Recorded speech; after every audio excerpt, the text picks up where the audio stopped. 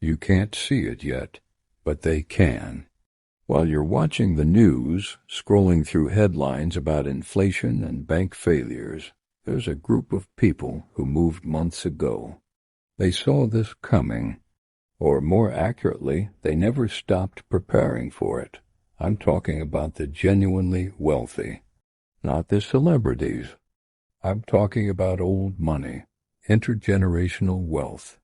People who don't panic when markets crash because they've been through it before. Their grandfathers survived the Great Depression. Their fathers navigated the 1970s inflation. And they themselves remember 2008.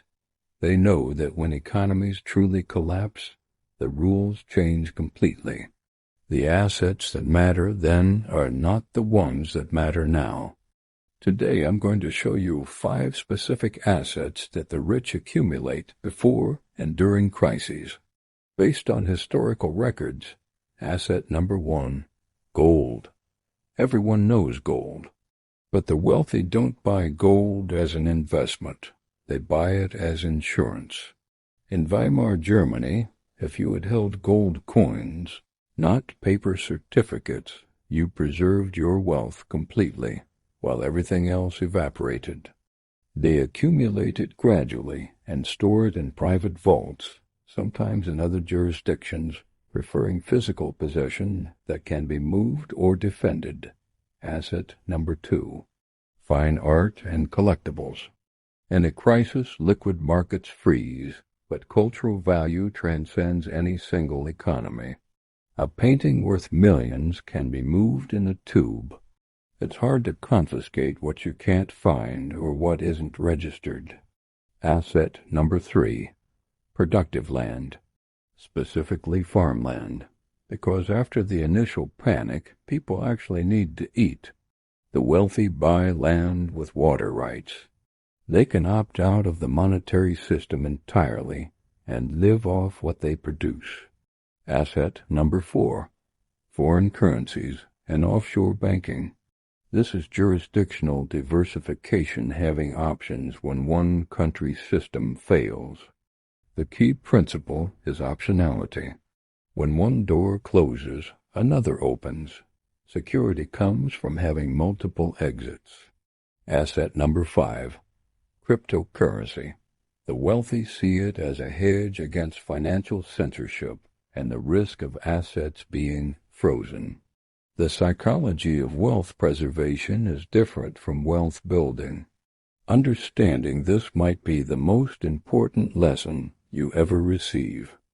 In Canada, during the trucker protests of 2022, the government froze bank accounts of people who had donated to the protesters.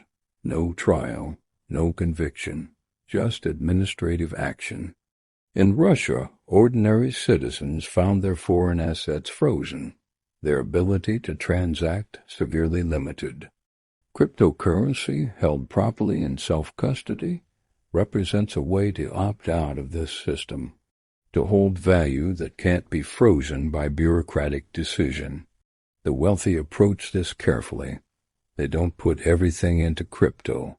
They use hardware wallets, not exchanges. They treat it as a backup system. The wealthy don't choose one of these assets. They accumulate all 5.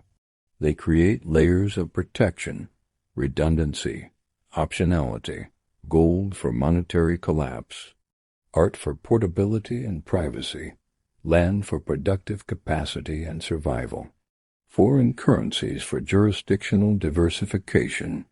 They aren't preparing for the end of the world.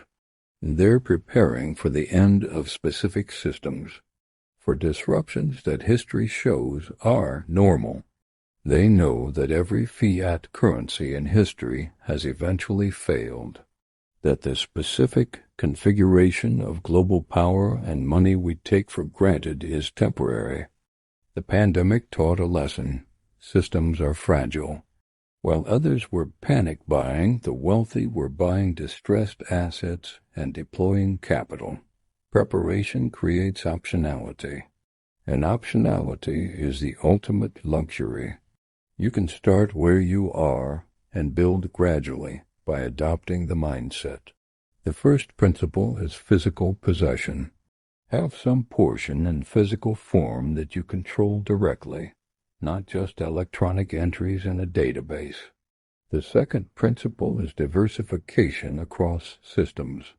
Spread it enough that no single point of failure can destroy you. The wealthy read history obsessively. They know that the future rhymes with the past. Human behavior in crisis is remarkably consistent. Fear, greed, panic. Preparation is cumulative. The time to build these positions is before the crisis, because once the crisis hits, the exits are crowded. The wealthy will be fine in the next crisis. They've already made their preparations.